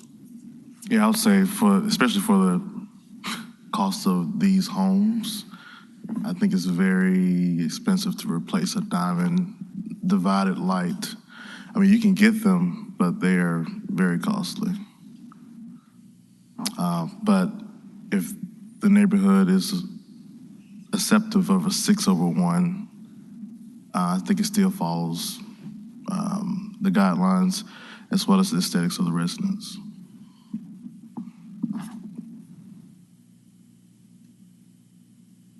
what is the section that talks about how the Munson is fabricated and is it E22, E24? And like real quick for everybody, the grid between the glass is 2 pieces of glass with the stuff in between, easy to clean, doesn't look real.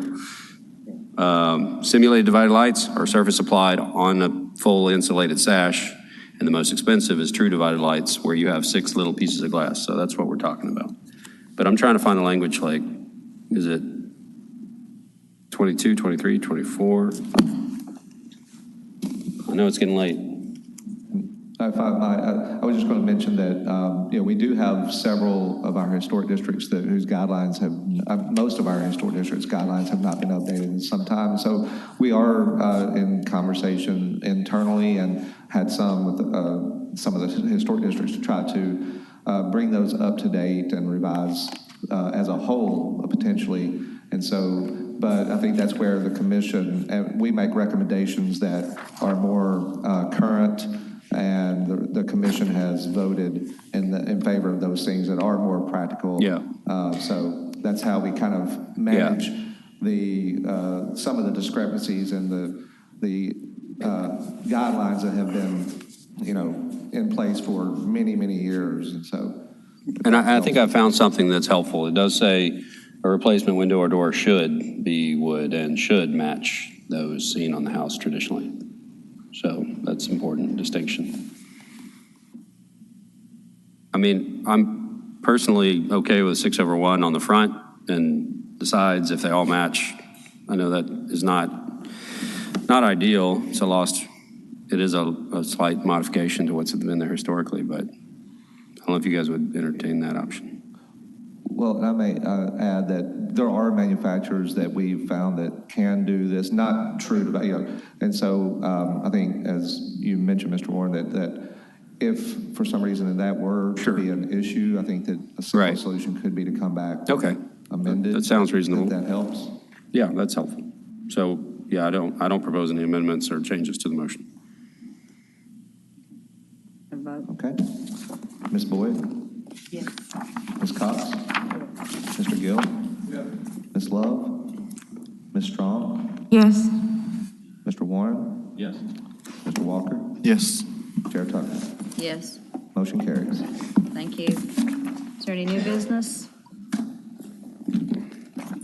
Okay. The next meeting is Thursday, September 29th, 2022. Could I have a motion to adjourn?